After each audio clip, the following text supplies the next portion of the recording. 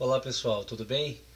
Sejam bem-vindos a mais uma aula do nosso curso de Angular, nosso curso de Front-End. Já estamos no nosso curso, na nossa aula de número 8 e a gente espera trazer mais um conteúdo muito agradável para vocês hoje. Hoje nós vamos falar sobre máscaras e listas, as combos, as drop-downs, tem vários nomes aí que o pessoal determina no dia a dia, né?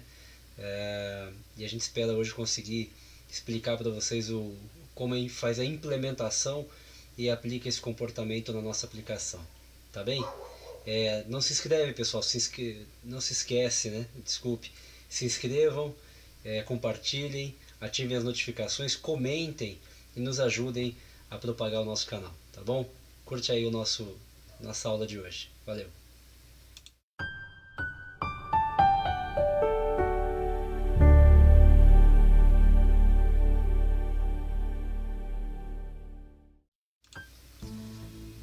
Bom pessoal, como eu falei, hoje nossa aula de número 8, a gente vai trabalhar com máscaras e listas. Chamei de listas aqui, mas tem vários nomes. Alguns chamam de combo box, outros somente de combo, alguns chamam de drop down,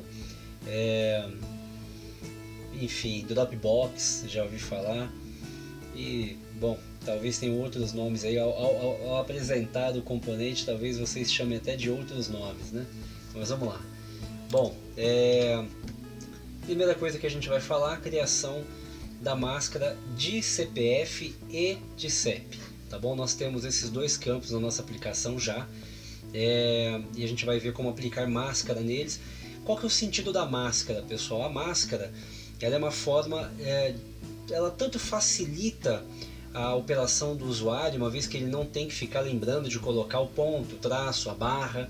Então ele é uma maneira de facilitar o usuário, mas é uma maneira também do usuário errar menos, né? Você melhorar a interação do usuário com a aplicação. Então ela tem um sentido muito usado nas aplicações hoje em dia, e facilita bastante. O drop-down, ele tem um pouco desse conceito.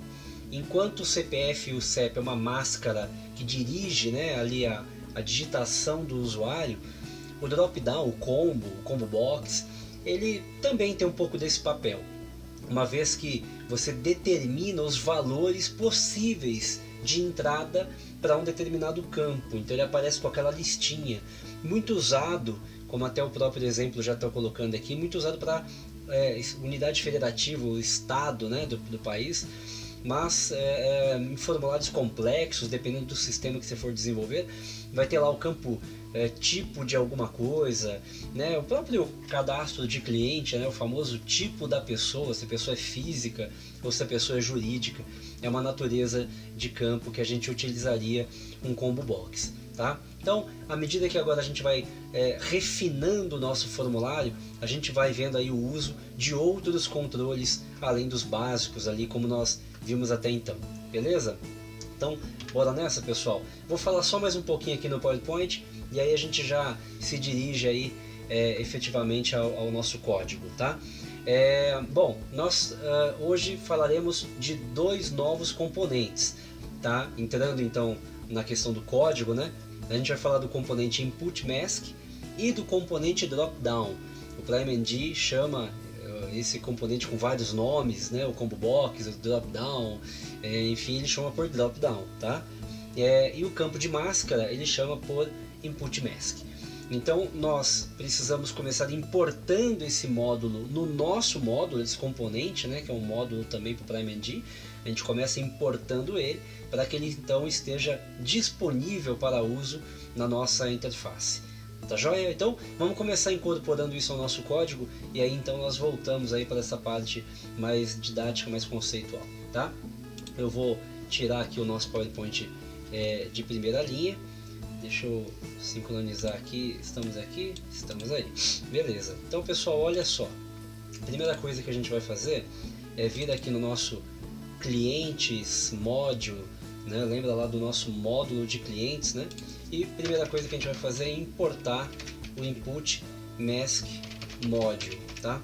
Eu estive observando que por alguma razão o Visual Studio, quando eu estava preparando aqui o treinamento para vocês, ele não está sugerindo a importação desse módulo, tá?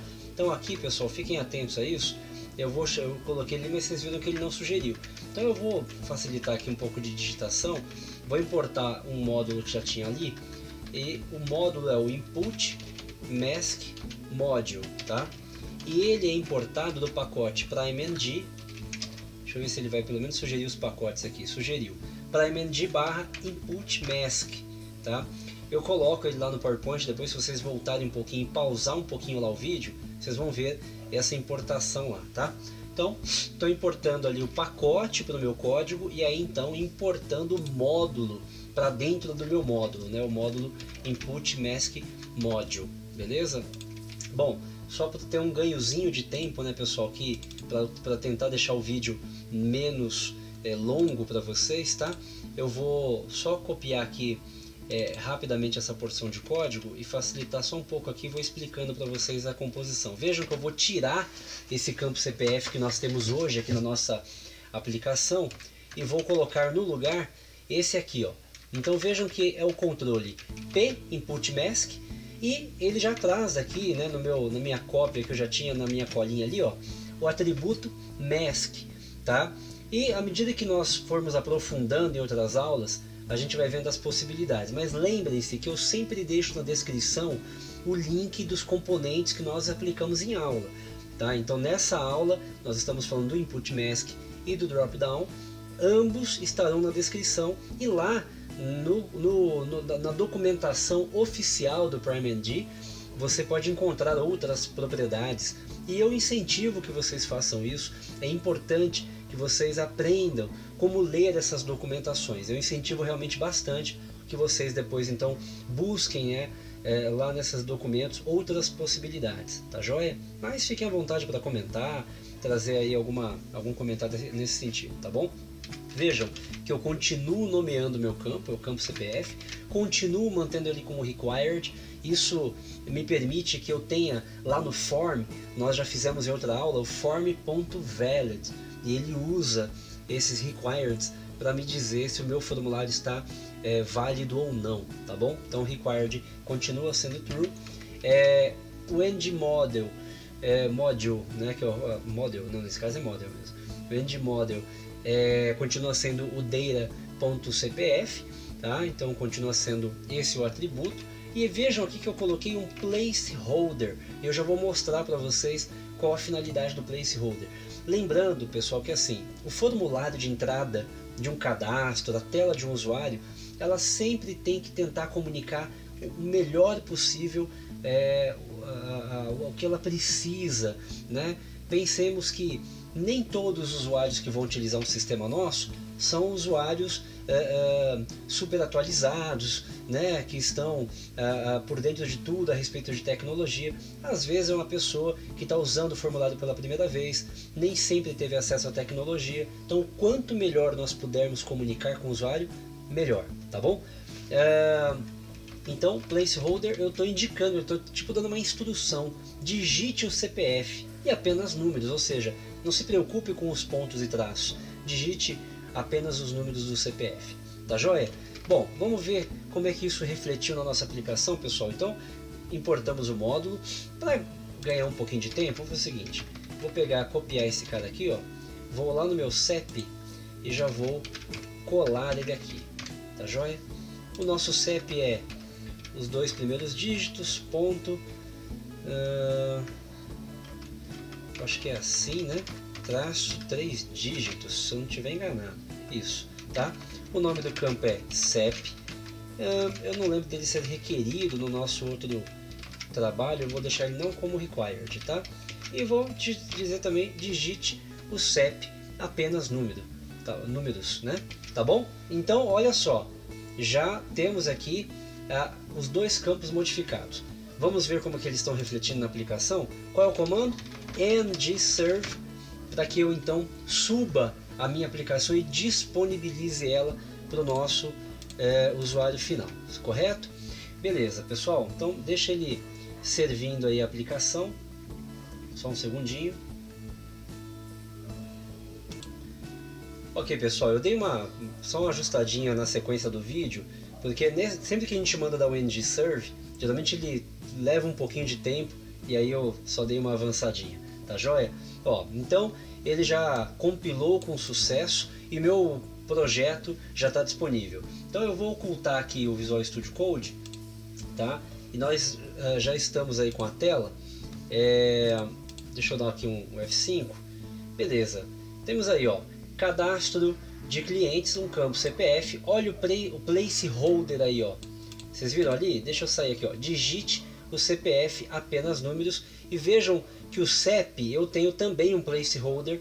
Digite o CEP. Viram a função do placeholder? Ele orienta o que o usuário deve fazer. E olha que legal, quando eu clico no campo, ele já mostra a máscara que está esperada para esse campo. Vejam ali os espaços já com pontos e traços, para que o meu usuário então fique bem orientado em como ele deve preencher esses dados, tá bom? Vamos colocar aqui um número genérico. Quero ainda falar com vocês sobre validação do CPF, mas vamos passo a passo. Então vou colocar lá meu nome, tá? Coloquei ali meu CPF, o nome, endereço, vou digitar ali qualquer coisa, a cidade, vou colocar aqui Brasília, e vejo aí o CEP também com o formato dele direitinho.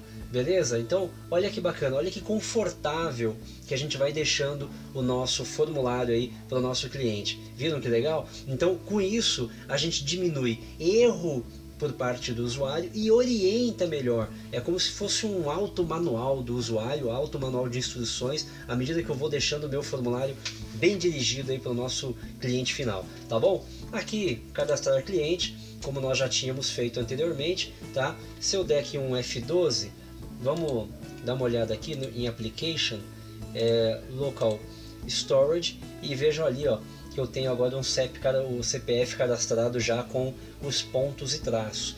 Não é exatamente a melhor forma de fazer essa chave, tá? Eu até recomendaria que a gente tirasse, mas isso a gente pode falar mais para frente também.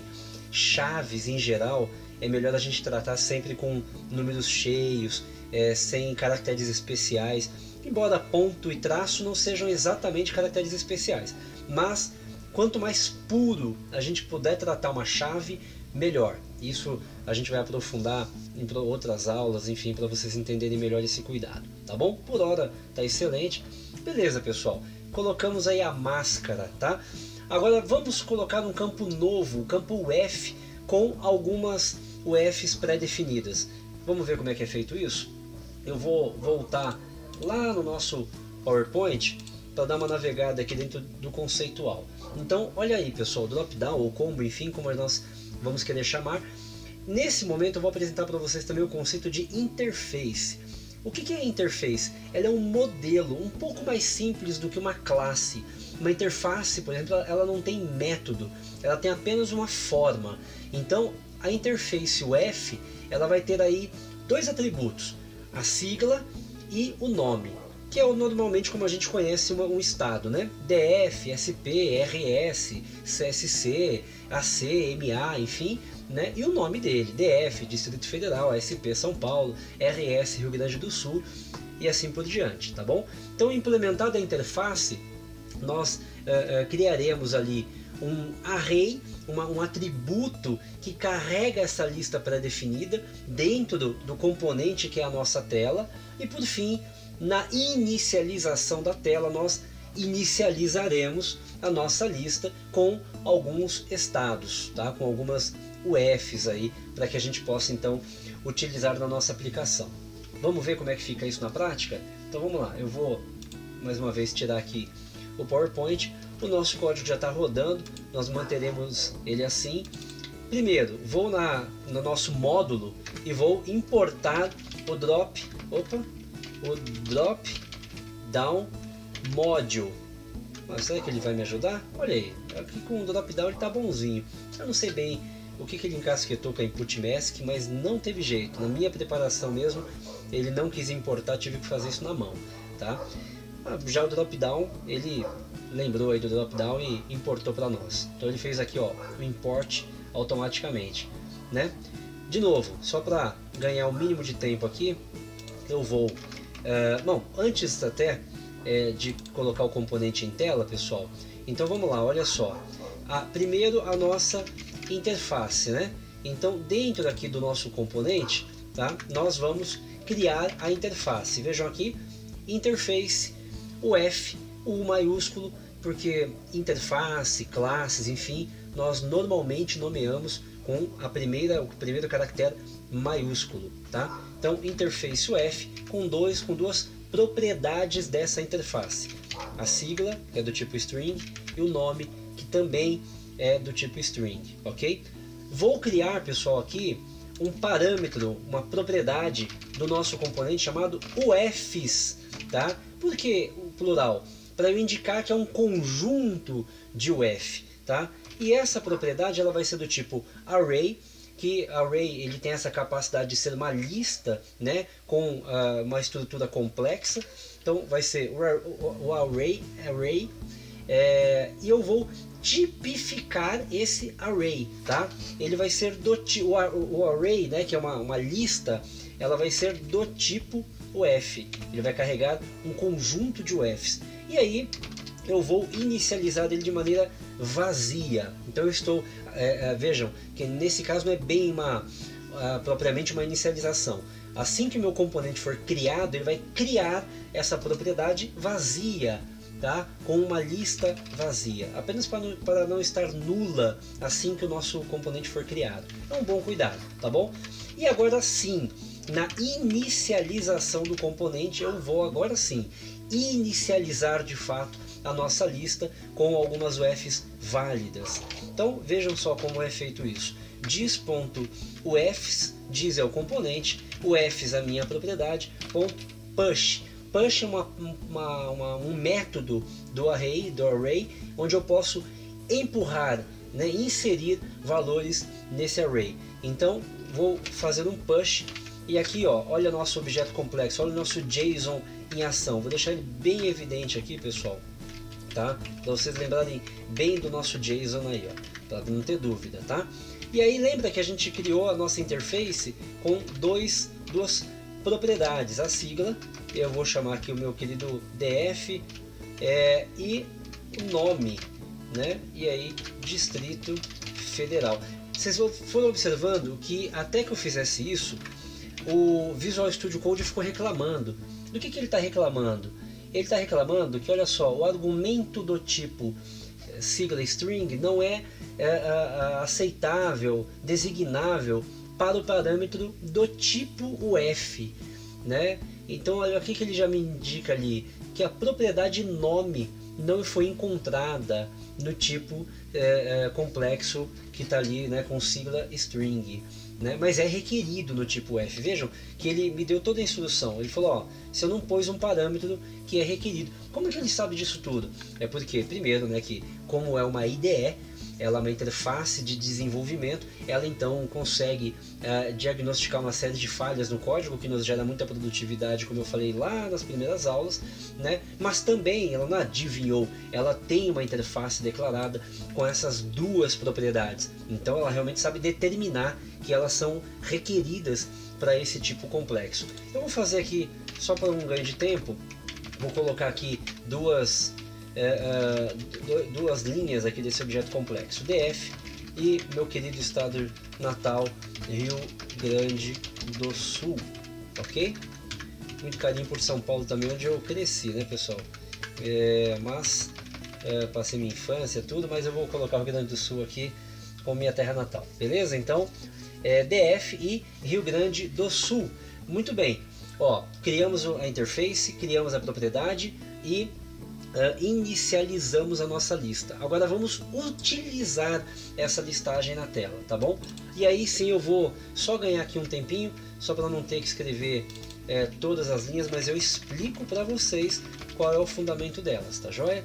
Então eu vou aqui no meu incluir cliente, e onde eu tenho hoje, eu tenho que copiar aqui um pouquinho mais de coisa, porque eu tenho um componente todo novo, uma coluna inteiramente nova, né?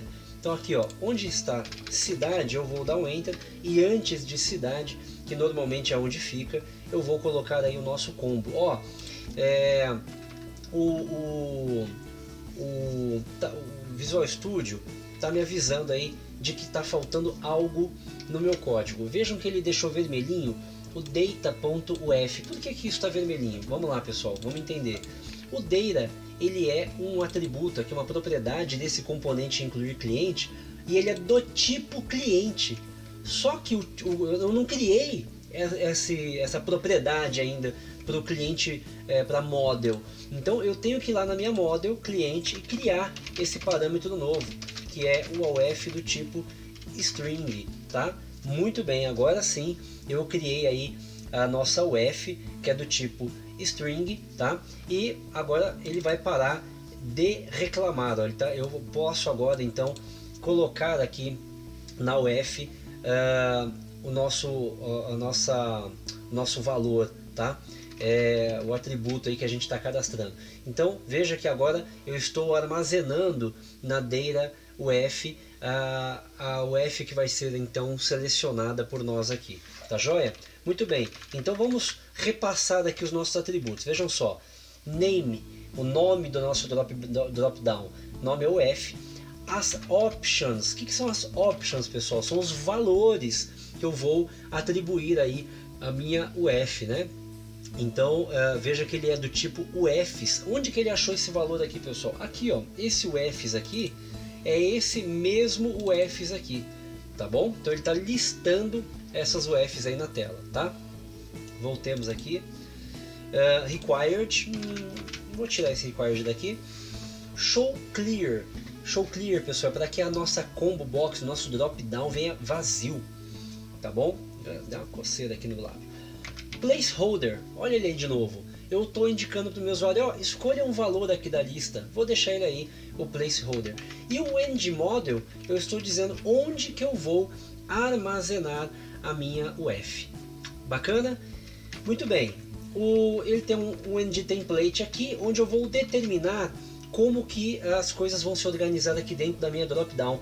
E aí eu vou já aqui anotar a variável que eu vou utilizar para cada uma das UFs dentro do meu array. Ele não é um array de UFs, então eu vou querer que ele seja nomeado como UF aqui dentro do meu dropdown. Então isso aqui já é um comando do Angular, tá? Let UF, tá bom? E vou traduzir aqui então, olha só como, em uf.sigla traço uf.nome. Vou mostrar para vocês já como que isso vai ficar.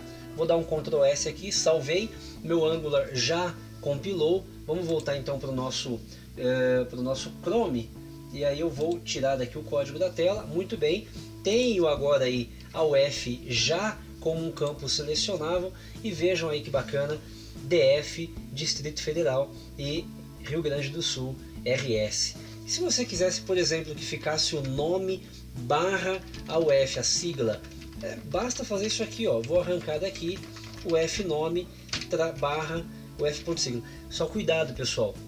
Vejam aí que eu tenho uma sintaxe para fazer essa junção, né, esse binding do Angular com o HTML. E aí ele usa como sintaxe as duas chaves, isso é uma chave, né? As duas chaves, tá? Cuidado, a barra não pode ficar aqui dentro, a barra tem que ficar aqui fora no HTML, senão a barra vai tentar ser interpretada como se fosse um comando, caso ela fique dentro das duas chaves aí, tá bem? Então bastante atenção a isso. Ó, vou voltar aqui para o nosso Chrome. Pessoal, eu acho que eu não mostrei para vocês esse pedaço, perdão. Ó, o que eu falei agora há pouco foi isso aqui, ó. Eu alterei aqui, ó, o F.nome, eu tirei o tracinho, coloquei uma barra no lugar e o F sigla na frente. Eu comentei há pouco das chaves, né, e da barra, ela tem que ficar fora das chaves, tá vendo aí? Chaves, aí a barra, que a barra é um caractere que eu estou colocando no meu HTML. Se eu colocar a barra dentro das chaves, como eu falei há pouco, vocês não estavam vendo o código, ela vai ser interpretada como um comando, o que pode dar erro, tá bom? Então, vimos aí, perdão, acabei não fazendo a transição aqui das telas. Agora eu vou então tirar do código e pronto, estamos em evidência aí com a UF já em tela. E vejam aí a diferença já, Distrito Federal barra DF. Beleza, pessoal? Então isso nós vimos então na aula de hoje, tá? Quando nós fazemos aí uma lista, tá? Apresentando para o nosso usuário uma lista de valores válidos, usando aí o Combo Box e o CPF com máscara, assim como o CEP. Beleza? Pessoal, muito obrigado mais uma vez aí por nos acompanhar até aqui. Nas próximas aulas, meu desejo na próxima aula é fazer uma coisa relativamente mais complexa, tá? Nem muito, mas assim, dando um salto importante, que é uma demanda bem grande aí do pessoal, que é usar o mesmo componente. Então, ao invés de, na próxima aula, nós levarmos isso lá para o nosso ambiente de edição, o que nós faremos na próxima aula é um pouco diferente. Nós aproveitaremos esse formulário de inclusão de clientes, nós vamos padronizar o formulário como um componente para que nós possamos utilizá-lo tanto na inclusão quanto na edição, beleza? Então a gente vai focar esforços nisso, a gente vai criar um componente novo para poder ver como isso funciona, tá joia? Pessoal, obrigado mais uma vez por nos acompanhar até aqui. Tem sido uma trajetória muito bacana, muito interessante ter trazido vocês até aqui, tem me alegrado bastante, espero que esteja ajudando vocês. E não se esqueçam, pessoal, inscrevam-se, compartilhem, ativem as notificações, comentem. Nós temos as nossas redes sociais aqui no YouTube, na pasta sobre aí do nosso canal, tem o Instagram, tem o LinkedIn, tem o nosso Facebook, tem o nosso site. Nos acompanhem as nossas redes sociais, estejam conosco, nos ajudem a divulgar o nosso trabalho, tá bom? Eu coloquei alguns vídeos no canal também, pessoal, sobre um software que nós trabalhamos, o EasyRP. O EasyRP é uma solução de gestão, cadastro de clientes, contas a pagar e receber, controle bancário e financeiro, emissão de nota fiscal, tá bom? Conheça um pouco da nossa solução, nós vamos liberar outros vídeos aí falando mais sobre o EasyRP, tá joia? Bom, pessoal, mais uma vez, muito obrigado. Continue nos acompanhando as nossas aulas, nos ajudem na divulgação e até a próxima aula. Muito obrigado. Até mais. Tchau, tchau.